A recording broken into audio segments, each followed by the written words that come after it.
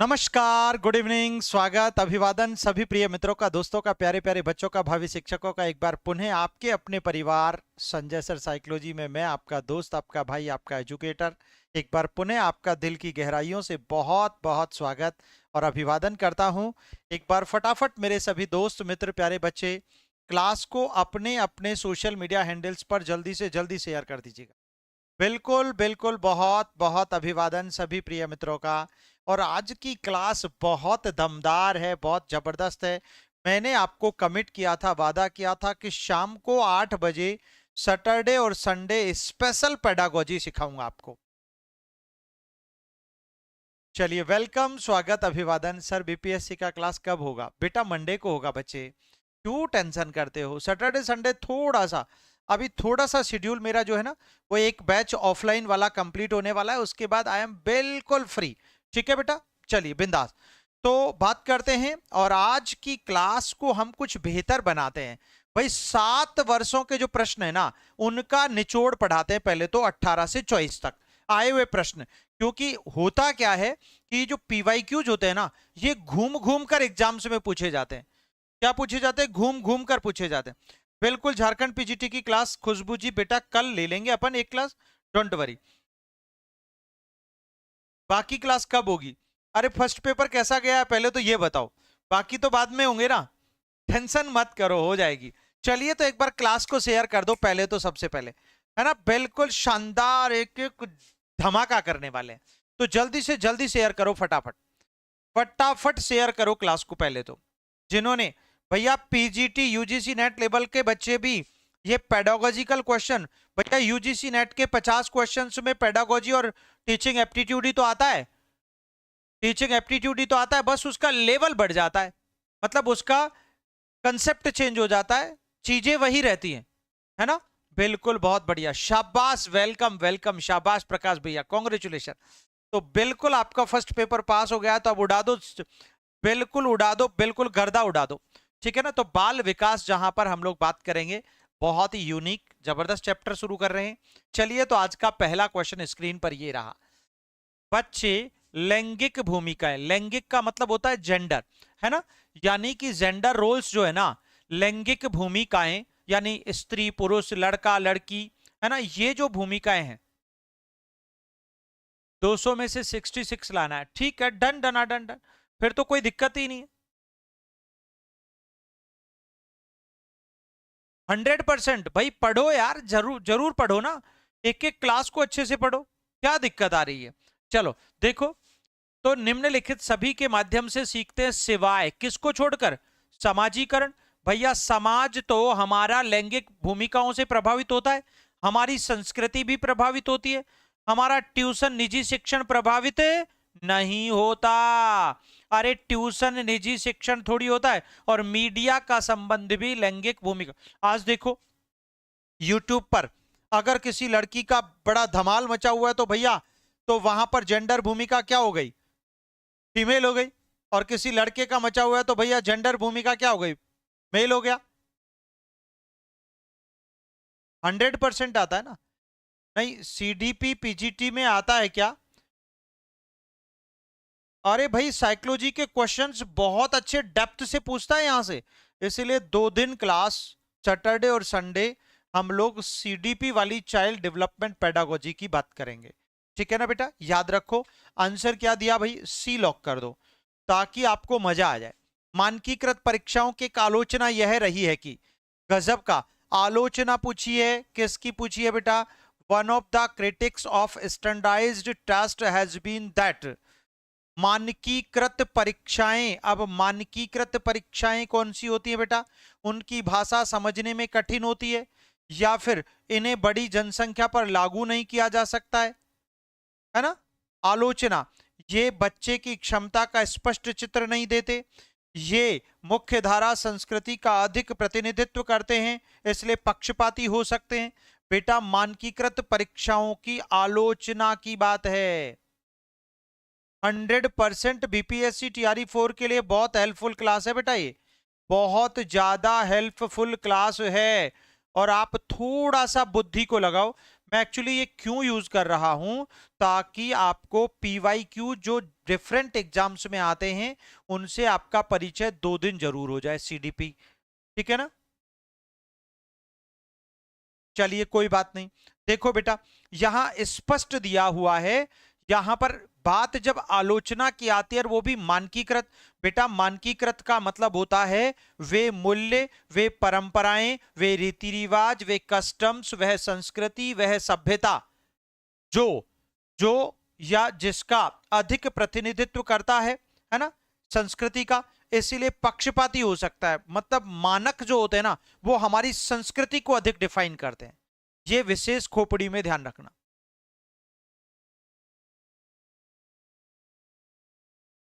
CTET का class ये शाम को 8 बजे यहां पर रेगुलर, सैटरडे और संडे सिर्फ 2 दिन होगा, बाकी तो पीजीटी और यूजीसी नेट होता है, बाकी पीजीटी यूजीसी नेट होता है। ठीक है बेटा, चलो आंसर क्या दिया मेरे लड्डू, बिल्कुल डी लॉक कर दीजिएगा। अगला प्रश्न पढ़ो। अरे भाई, बहुबुद्धि का सिद्धांत कहता है कि the theory of multiple intelligence says that, आपको पता है मल्टीपल इंटेलिजेंस 1983 में हार्वर्ड गार्डनर ने दिया था, एच गार्डनर ने दिया था। किसने दिया था बेटा? हार्वर्ड गार्डनर ने। और गार्डनर ने जब ये सिद्धांत दिया था तो इस सिद्धांत के पीछे की कहानी क्या है बेटा? इन्होंने एक बुक लिखी थी और इनकी बुक का नाम था frames of the mind, frames of the mind multiple intelligence, multiple intelligence. ठीक है, मल्टीपल इंटेलिजेंस। बुद्धि कई प्रकार की हो सकती है, कागज कलम परीक्षाएं उपयोगी नहीं होती हैं, प्रभावी शिक्षण से बुद्धि के कई गुना बढ़ाया जा सकता है, बुद्धि को बहुत तेजी से बढ़ाया जा सकता है। मैंने आपको एक बहुत अच्छी बात बोली थी, frames of the mind multiple intelligence. अरे भाई, जिन मित्रों ने इस प्रश्न का उत्तर ए दिया है ना, सबसे सुंदर दिया है, क्योंकि ये बुद्धि के कई प्रकारों की बात करते हैं, है ना। यानी बुद्धि के 7 प्रकार, 7 फ्रेम्स बताए थे।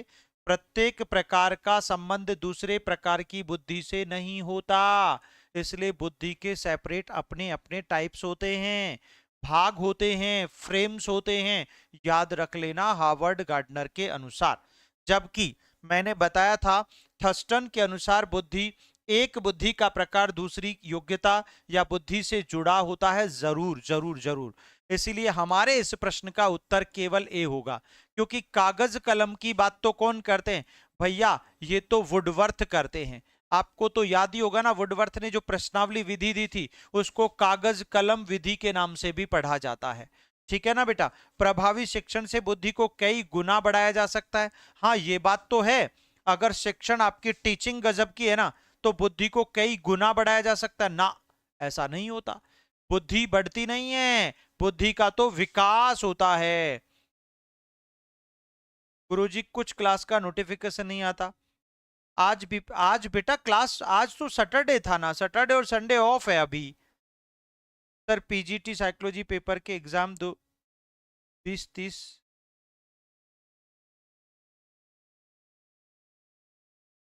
20-23 तक में हो। चलो देखते हैं, 20 से 23 तक में होगी। ठीक है, ओके। तो देखिएगा, बुद्धि को बहुत तेजी से बढ़ाया जा सकता है, तेजी से बढ़ाया जा ना, नेवर, ऐसा कभी नहीं होता। तो आंसर क्या दिया बेटा? ए परफेक्ट हो गया। अगला प्रश्न पढ़ो। शिक्षक सीखने हेतु आकलन तथा सीखने के बाद आकलन दोनों का उपयोग कर सकता है, ताकि ताकि क्या करे? बच्चे के सीखने की जरूरत जानकर शिक्षण रणनीति चुन सके, ताकि समय समय पर प्रदर्शन आके और प्रमाणित करे, ताकि प्रगति की निगरानी करे और सीखने की कमी भरने हेतु लक्ष्य तय करे, ताकि प्रगति और उपलब्धि स्तर जाने। अब बताओ सीटेट में कितना सरल पेडागोजी आता है, कितना सरल चाइल्ड डेवलपमेंट आता है। अच्छा, नहीं आया नोटिफिकेशन, ऐसा कैसे हुआ? ये तो कभी कभी हो सकता है भाई, ऐसा क्यों हो जाता है ये खुद को मुझे समझ में नहीं आता। खैर देखो, मैंने आपको समझाया था, ये जो आकलन होता है ना बेटा, ये आकलन 2 प्रकार का होता है मेरे लड्डू। दो प्रकार का। कितने प्रकार का? दो प्रकार का। एक तो निर्माणी आकलन या जिसे निर्माणात्मक कहते हैं, और दूसरा कहते हैं बेटा योगात्मक, योगात्मक आकलन। तो इस ये जो है ये प्रगति या कमी दूर करने हेतु होता है, कमी दूर करने हेतु किया जाता है। और ये के दौरान, के बीच में किया जाता है, यानी आपकी पढ़ाई के दौरान, कार्यक्रम के बीच में, और ये अंत में किया जाता है, अंत में। और अंत में क्या? या तो निर्णय होगा या फिर लक्ष्य होगा, ठीक है ना, कुछ भी हो सकता है। तो ऐसी स्थिति में प्रगति और उपलब्धि स्तर ये होगा नहीं होगा। प्रगति की निगरानी जरूर होगा, और सीखने की कमी को कमी भरने के लिए लक्ष्य तय करना ये जरूर हो जाएगा। तो आंसर क्या दोगे बेटा? सी आंसर करना पड़ेगा। क्या करना पड़ेगा बेटा? सी करना पड़ेगा, है ना, बिल्कुल, फॉर्मेटिव एंड समेटिव। चलिए ठीक है। हाँ, कभी कभी ऐसा हो जाता होगा, क्यों नहीं आया ये मुझे भी समझ में नहीं आया। नोटिफिकेशन क्यों नहीं आया? आना चाहिए। आज ऐप पर क्लास हुआ था क्या? बेटा बिल्कुल नहीं हुआ बच्चों, बिल्कुल नहीं हुआ। काहे को टेंशन करते हो? मैंने कल ही सूचना दे दी थी, उसके बाद भी तुम लड़ाई करते रहते हो। क्या करते हैं पता नहीं। निम्न में से कौन सा सतत और व्यापक मूल्यांकन से संबंधित नहीं है? भैया which one of the following is not related to continuous and comprehensive evaluation, यानी CCE, continuous and comprehensive evaluation से संबंधित कौन नहीं है? यह शिक्षण अधिगम प्रक्रिया का अभिन्न भाग है, यह अलग अलग अधिगम क्षेत्रों में उपलब्धि पर ध्यान देता है, यह बच्चों को धीमा, कमजोर या बुद्धिमान जैसे ठप्पे लगाने में उपयोगी है, इसे भारत के शिक्षा के अधिकार अधिनियम द्वारा अनिवार्य किया गया है। बताओ, गजब का प्रश्न पूछा है। Oh my God. चलो बेटा, समझ गए बात को? क्लियर हो गया ना सभी को? शाबाश, सुपर क्लास। बोलो बेटा। अरे बड़ा सिंपल है बात, सतत और समग्र मूल्यांकन की है, सतत और व्यापक मूल्यांकन की है बेटा। मूल्यांकन का मतलब तो आप जानते हैं। अच्छा ठीक है, ओके, आप लेट हुए, कोई बात नहीं, डजेंट मैटर। देखो बेटा, मैंने कहा था आज भी ऐप पर, आज भी 70% ऑफ है। गलती से होता नहीं है, 70% ऑफ का फायदा उठा लो भैया। जिनको पढ़ना है पढ़ लो। यूजीसी नेट का और बीपीएससी टीआरई 4 का न्यू लाइव बैच आपको मिल जाएगा, और अब तो सीटेट का भी मिलेगा। बोलो बेटा। अरे भाई, यह बच्चों को धीमा, कमजोर और बुद्धिमान जैसे ठप्पे लगाने में उपयोगी होता है। क्या? कि कौन धीमा है, कौन कमजोर है, कौन अधिक बुद्धिमान है, इस प्रकार का लेबल देने के लिए CCE किया जाता है। सतत और समग्र, भैया जब आप क्लास के अंदर पढ़ा रहे हो तो कंटिन्यूअस मूल्यांकन करना है ना, व्यापक मूल्यांकन करना है ना, इसी से पता लगता है कि कौन। एक बात बताओ, आपने आज मूल्यांकन किया फिर 6 महीने बाद कर रहे हो, इससे क्या पता लग जाएगा? नहीं, नेवर। अरे भैया कंटिन्यूअस करना पड़ेगा, तब जाकर आप आइडेंटिफाई करोगे कि ये प्रतिभाशाली श्रेणी में आएगा, ये मंदबुद्धि में आएगा, ये कमजोर में आएगा, ये औसत में आएगा। अदरवाइज नहीं कर सकते बच्चा, याद रखो भाई। और मैंने एक बात और बोली थी, मैंने गलती से परसों एक मैराथन, परसों तरसों एक मैराथन ली थी राजस्थान 3rd ग्रेड के लिए, है ना, जहां पर पता है पूरा पैटर्न अपना छप गया पेपर में आज, और क्वेश्चन भी। तो उसका फायदा बहुत बच्चों को मिला है, गलती से जिन्होंने देखा था। ठीक है ना, अब तुमको भी मिलेगा। बच्चों में विशिष्ट प्रतिभा का कारण हो सकता है संसाधन समृद्ध वातावरण, सफल माता पिता, अनुशासित दिनचर्या, या फिर आनुवंशिकता और वातावरण की पारस्परिक अंतःक्रिया। बोलो बेटा, जल्दी बोलो, शानदार। बच्चों में विशिष्ट प्रतिभा का कारण क्या हो सकता है? बच्चों में विशिष्ट प्रतिभा का कारण क्या हो सकता है? बोलना तो पड़ेगा। बोलो बेटा। अरे बच्चों में विशिष्ट प्रतिभा का कारण, विशिष्ट प्रतिभा का, giftedness in children can be attributed to. सफल माता पिता नहीं, संसाधन ज्यादा होंगे, वातावरण अच्छा होगा तो क्या विशिष्ट प्रतिभा होगी? अरे भैया आपकी आनुवंशिकता और आपके वातावरण, ये दोनों प्रकार के जो कारक है ना, उनकी महती भूमिका होती है। जब ऐसा प्रश्न आता है तो मैंने आपको कितनी बार समझा दिया, उसमें हमें हेरिडिटिक एंड एनवायरमेंटल फैक्टर्स को 100% अप्लाई करना होता है। जब भी, चाहे बात व्यक्तित्व की हो, चाहे बात बुद्धि की हो, चाहे बात अधिगम की हो, ठीक है ना, शाबाश। अगला प्रश्न पढ़ो। देखो भाई, सामाजिक आर्थिक रूप से वंचित पृष्ठभूमि से आए बच्चों को ऐसी कक्षा चाहिए जो वंचित, यानी जो सामाजिक रूप से और आर्थिक रूप से पिछड़े हैं ना, वंचित है, जिनको सुविधाएं मुहैया नहीं हुई, जिनको अपनी उनकी आवश्यकताएं हम लोग पूरी नहीं कर पाए, ऐसे बच्चों को, आप आए बच्चों को ऐसी कक्षा चाहिए। कैसी कक्षा दोगे बताओ? उनके सांस्कृतिक और भाषाई ज्ञान को महत्व दें और उपयोग करें, या उनकी भाषा के उपयोग को हतोत्साहित, हतोत्साहित तो जिंदगी में कर ही नहीं सकते, है ना, या फिर बच्चों को क्षमता के आधार पर श्रेणियों में बांट दे। श्रेणियों में बांटोगे तो हीन भावना के शिकार हो जाएंगे। उन्हें अच्छा व्यवहार सिखाएं। अरे भैया वो जिस भी संस्कृति से आते हैं, जिस भी प्रकार की भाषा का ज्ञान उनको है, भैया उसको महत्व दो यार, उसे रीजनल भाषा में बात करो ना, और उसका उपयोग करो यार उसकी क्लास में, वरना तो वो वंचित का वंचित ही रह जाएगा।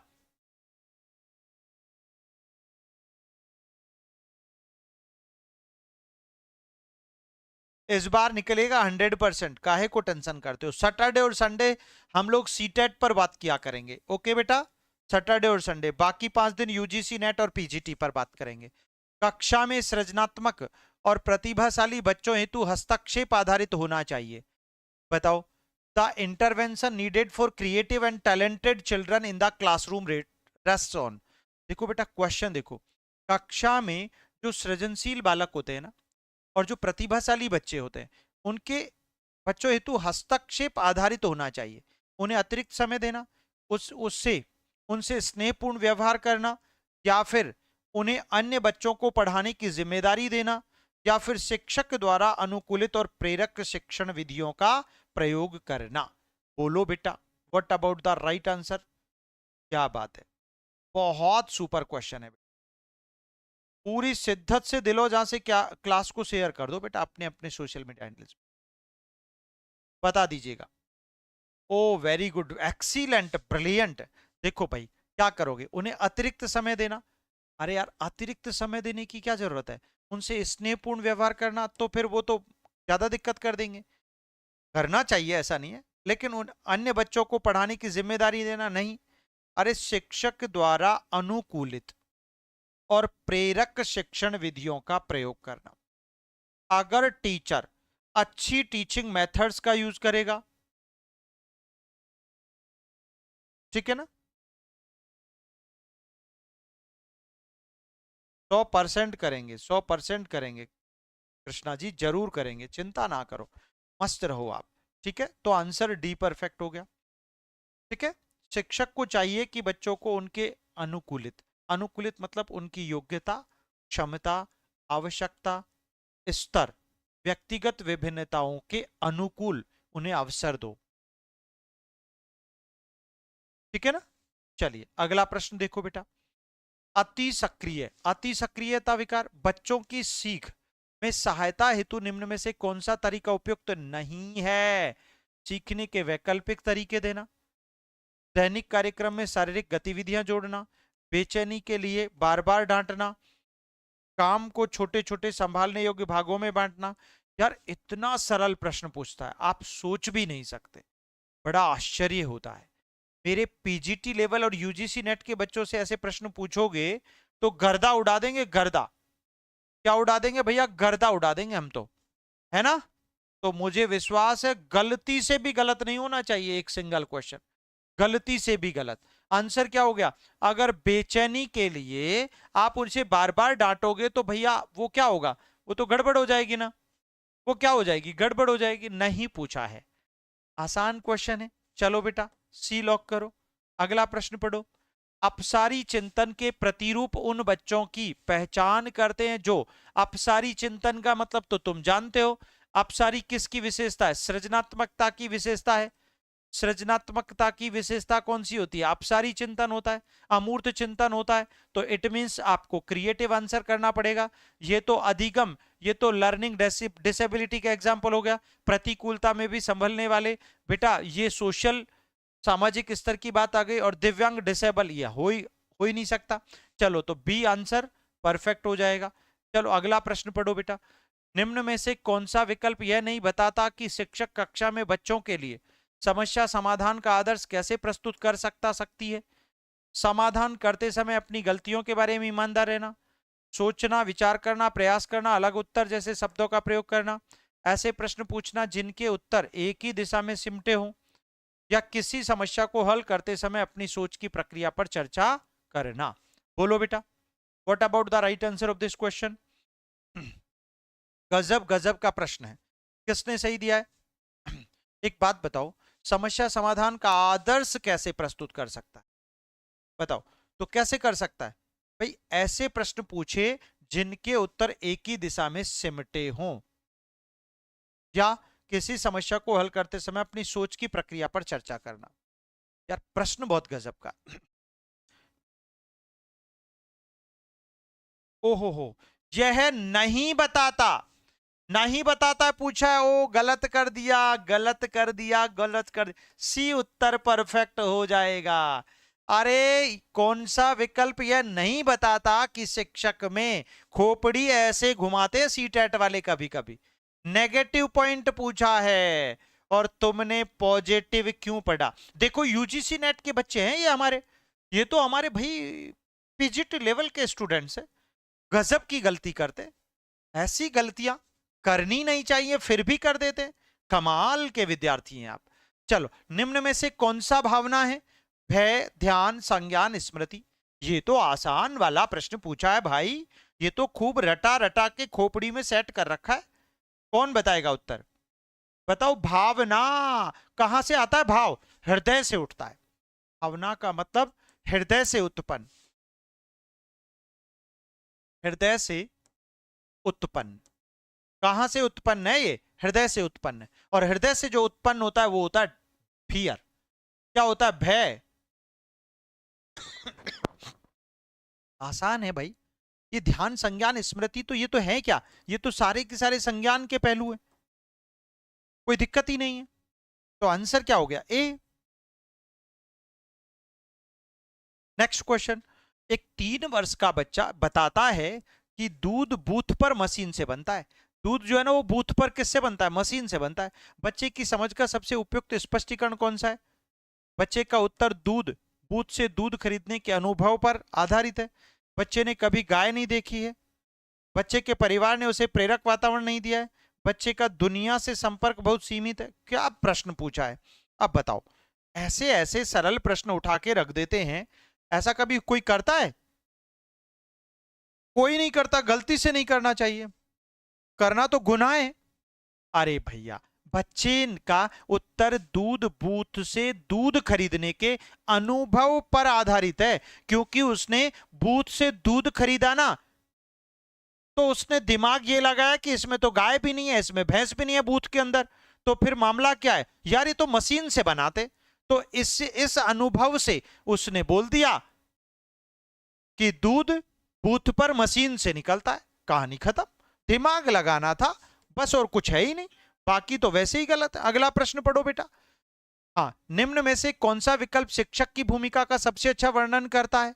शिक्षक की भूमिका का, शिक्षक को निर्धारित पाठ्य पुस्तक से ही चिपके रहना चाहिए।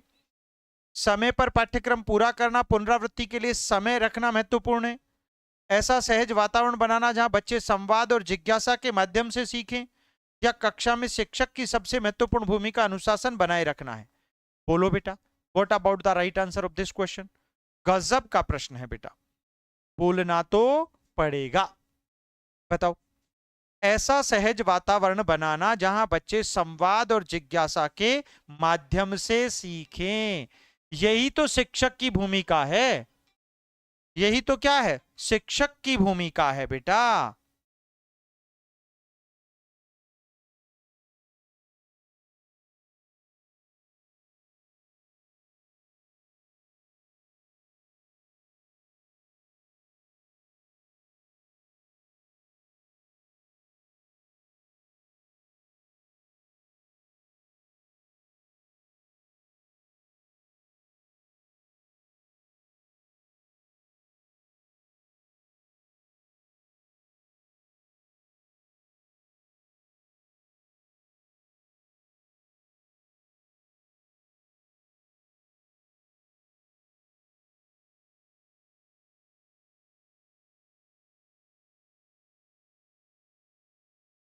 हाँ, क्योंकि टीचर क्या है, एक फैसिलिटेटर है।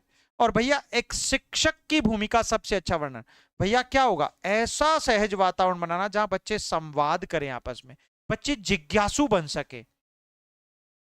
हाँ, ये पेडागोजी भी है इसमें, साइकोलॉजी भी है इसमें, सब कुछ है रे बाबा। अच्छे से पढ़ो, एक एक प्रश्न को ढोक के पढ़ लो, ध्यान से पढ़ लो।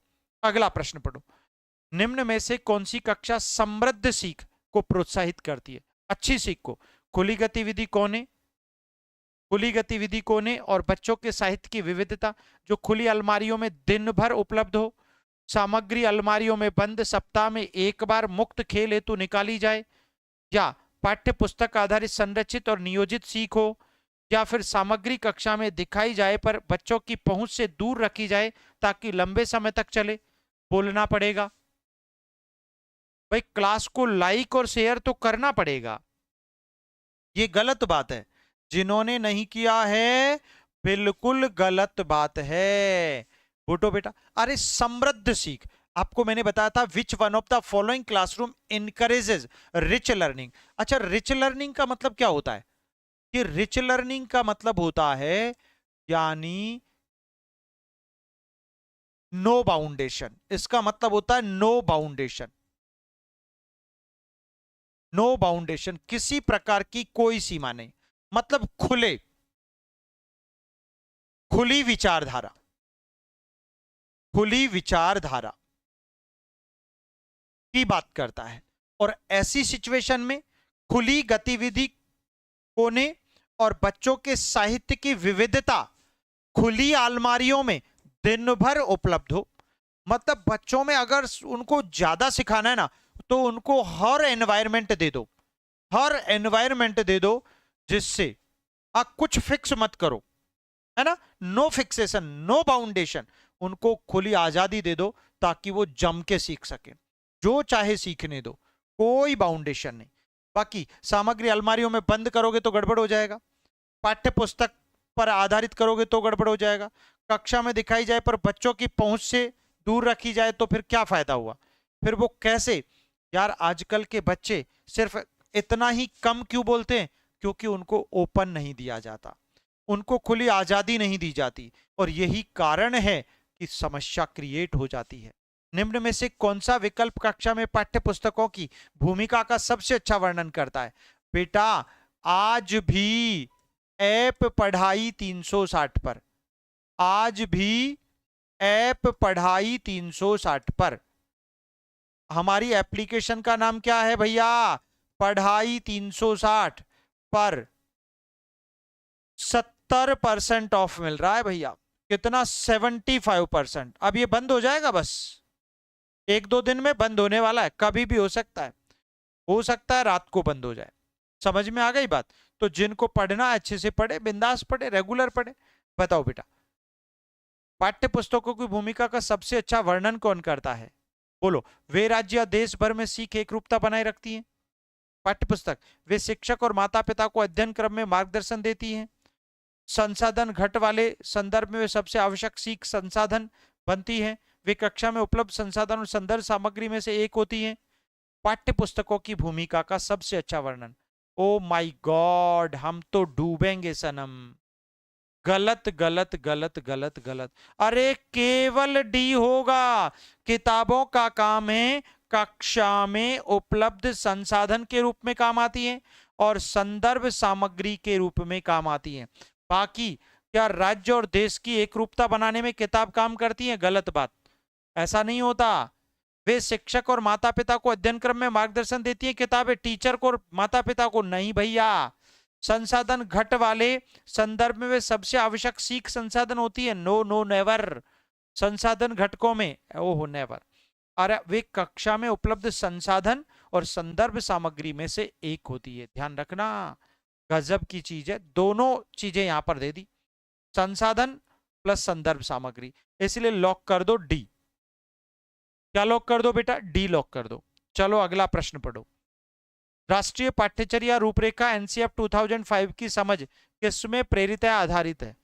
The national curriculum framework 2005 derives its understanding from.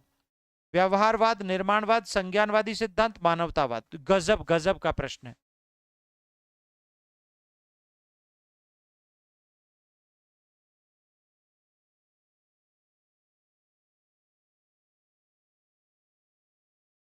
चलिए, बहुत बहुत धन्यवाद, दिल से thank you so much Pankaj भैया, क्या बात है। शाबाश शाबाश, अद्भुत। इतना सारा प्यार आप लोग देते हो, बहुत अच्छा लगता है। अरे भाई, किसकी बात करता है? नेशनल करिकुलम फ्रेमवर्क, एनसीएफ किसकी बात करता है? बेटा, हमारी शिक्षा को कैसा बनाना चाहता है ये? शिक्षा को क्रिएटिव बनाना चाहता है, और क्रिएटिव का मतलब संरचनात्मक बनाना चाहता है, क्योंकि ये संरचनात्मकता जो है ना, ये आधुनिकतम प्रक्रिया है, ये लेटेस्ट है, कंस्ट्रक्टिविज्म। निर्माणवाद क्या करता है? ये बालक को राष्ट्रीय चरित्र निर्माण की भूमिका के लिए तैयार करता है ना, यस और नो? तो इसीलिए खोपड़ी सेट करके पढ़ो। निर्माणवाद की बात करता है, व्यवहारवाद की नहीं करता। किसकी बात नहीं करता? व्यवहारवाद की नहीं करता। ठीक है ना? आंसर बिल्कुल भी परफेक्ट हो जाएगा। चलिएगा, कक्षा में बच्चों को प्रेरित माना जा सकता है यदि वे कक्षा में अनुशासन बनाए रखें, सभी नियमित उपस्थिति रखें, वे शिक्षक से स्पष्टता पाने हेतु प्रश्न पूछें, वे साफ सुथरी वर्दी में विद्यालय आए। गजब का प्रश्न है, बोलना तो पड़ेगा। फास्ट चलो, फास्ट चलो, थोड़ा सा फास्ट चलो, और फास्ट चलो बेटा। गजब का क्वेश्चन है, बोलो बेटा। कक्षा में बच्चों को प्रेरित कब माना जाएगा? बच्चों को प्रेरित कब माना जाएगा? जब वे अनुशासन बनाए रखें, प्रेरणा ये अनुशासन, सभी नियमित उपस्थिति रखें, अरे जब वे शिक्षक से स्पष्टता पाने हेतु प्रश्न पूछें। यार, टीचर से बच्चों को प्रेरित माना जा सकता है कक्षा में यदि यदि वे शिक्षक के से स्पष्टता, किसी भी बात की स्पष्टता, किसी भी विषय वस्तु की स्पष्टता को जानने के लिए अगर वे टीचर से प्रश्न पूछते हैं, तो रियली इट मीन्स वे जिज्ञासु तो हैं ही हैं, लेकिन साथ ही साथ वो क्या भी हैं? डेली नहीं करवाते बेटा, डेली नहीं करवाते। सैटरडे और संडे सीडीपी चलेगा। सैटरडे और संडे 2 दिन सीडीपी, सैटरडे और संडे सीडीपी रहेगा। ठीक है बेटा, डोंट वरी। बच्चों की सीख सुधारने के लिए निम्न में से कौन सा सबसे उपयुक्त है बेटा? कौन सा सब बच्चों की सीख सुधारनी है ना? Which one of the following is the most suitable to improve children's learning? ठीक है ना, बताओ। शिक्षक अलग अलग उदाहरण और चित्रात्मक समझ से विषय समझाए, या कक्षा में हर प्रकार की सीख सामग्री होनी चाहिए, या शिक्षक बच्चों को वास्तविक जीवन स्थितियों पर एक दूसरे से संवाद, परस्पर क्रिया हेतु इतना सरल पूछता है यार सीटेट में। बताओ, आज से स्टार्ट किए, सीटेट को धमाल मचा देंगे। सैटरडे और संडे ही पढ़ेंगे पढ़ने को तो हम लोग, इतना सरल। जहां पर बात प्रोत्साहन की आती है, मतलब कितना सरल क्वेश्चन है, इसमें कहीं कोई डाउट ही नहीं है। एक बार सभी मित्र, दोस्त, प्यारे बच्चे, भावी शिक्षक पूरी शिद्दत से, दिलो जान से, ईमानदारी से, मोहब्बत से, प्यार से क्लास को शेयर कर दो अपने अपने सोशल मीडिया हैंडल्स पर। जिन्होंने अभी तक एक भी बार नहीं किया है ना, गलत बात है, बहुत गलत बात है, बिल्कुल गलत बात है। ऐसा थोड़ी करते हैं कभी, ऐसा बिल्कुल नहीं करना चाहिए। बोलो बेटा, सी परफेक्ट हो गया ना? आसान सवाल था। अगला क्वेश्चन, सीखने के वातावरण में जिस प्रकार का अनुशासन महत्वपूर्ण भूमिका निभाता है, सीखने के वातावरण में वह ऐसा है जो मदद करता है। The discipline which has a significant role in a learning environment is of the kind which helps.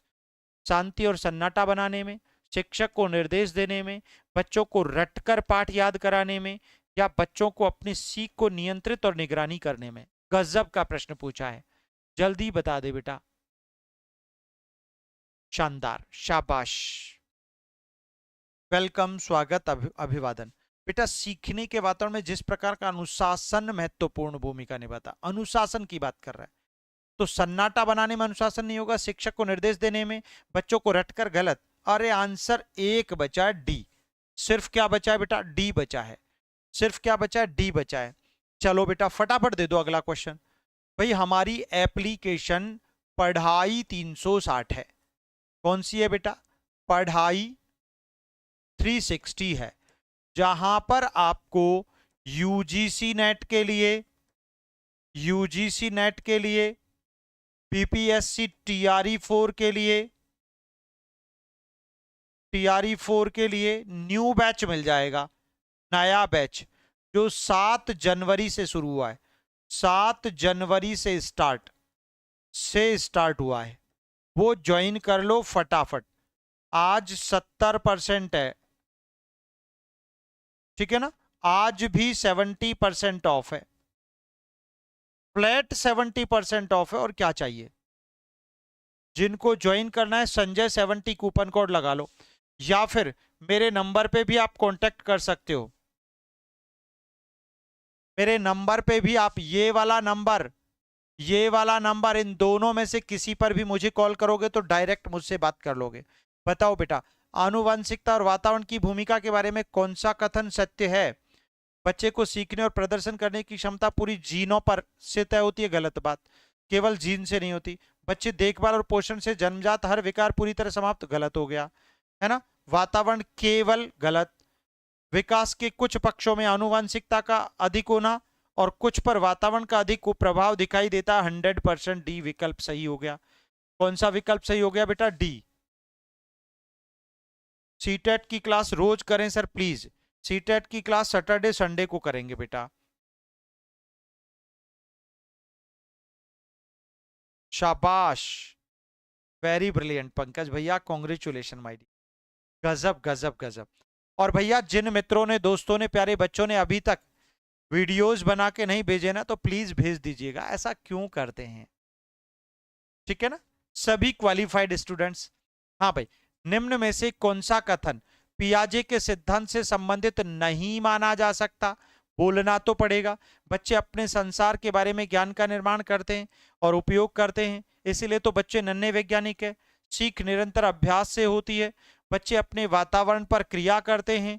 विकास गुणात्मक चरणों में होता है। क्या गजब का प्रश्न पूछा है, अकॉर्डिंग टू जीन पियाजे। क्या बात है भाई, फटाफट सेशन को शेयर कर दो। रोज ही क्लास होगा ना, रोज ही होता है क्लास तो बेटा, रोज ही क्लास होता है। 8 बजे डेली मिलते हैं हम लोग, 8 बजे रेगुलर पढ़ो, 8 बजे, ठीक है कृष्णा जी, बहुत बहुत अभिवादन आपका, दिल की गहराइयों से स्वागत।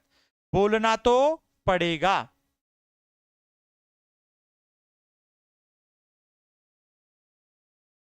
चलिए, बोलना तो पड़ेगा। ओ माय गॉड, इस बार तो सबने धूम धड़ाका उत्तर दे दिया है, क्योंकि सीख निरंतर अभ्यास से होती है। अभ्यास और त्रुटि की बात तो थोंडाइक करते, ना कि जीन पियाजे। थोंडाइक करते हैं बेटा। जीन पियाजे पूछा, नहीं पूछा है, तो नहीं में ये उत्तर आएगा बी। नहीं में क्या लगाओगे, बी लगा दो।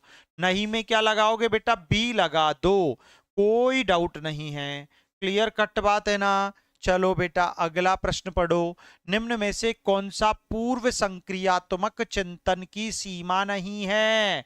पूर्व संक्रियात्मक चिंतन की सीमा नहीं है, बोलना तो पड़ेगा। बोलो बेटा, क्या होगा बेस्ट और राइट आंसर? गजब का क्वेश्चन है। नहीं है। प्रतीकात्मक चिंतन का विकास, पूर्व संक्रिया, आत्म केंद्रित अपरिवर्तनीयता, एक ही पहलू पर टिके जाने की प्रवृत्ति। ओ माय गॉड, पूर्व संक्रिया। आपको पता है ना, जब पियाजे की बात करते हैं तो पियाजे ने संज्ञानात्मक विकास की बात की, और संज्ञानात्मक विकास की 4 अवस्थाएं बताई थी, है ना, 4 स्टेजेज बताई थी। कितनी स्टेजेज बताई थी बेटा, 4 स्टेजेज। जिसमें पहली कौन सी थी बेटा, संवेदी पेशीय, संवेदी पेशीय, ठीक है। दूसरी कौन सी थी, पूर्व संक्रिया, और पूर्व संक्रिया का टाइम क्या है बेटा, पूर्व संक्रिया। और यहां पर भी आपसे क्या पूछा है, पूर्व संक्रिया चिंतन की सीमा नहीं है, नहीं है। आत्मकेंद्रण है, अपरिवर्तनीयता कहां बदलाव होता है, इरिवर्सिबिलिटी ये भी नहीं है पूछा है, ये तो है, ये भी है, एक ही पहलू पर टिके जाने की ये भी है, प्रवृत्ति ये भी है, लेकिन ये नहीं है। सीमा कौन सी नहीं है, ये किसकी है, ये प्रतीकात्मक की बात करते हैं तो एक किशोरावस्था में आता है। इसका टाइमिंग ठीक है ना, चलो बेटा शाबाश, गजब का क्वेश्चन है, ठीक है ना फ्रेंड्स, बिल्कुल 100% A is the right and perfect answer of this question. चलिएगा नेक्स्ट क्वेश्चन देखिएगा, नेक्स्ट क्वेश्चन की बात करते हैं प्यारे बच्चों।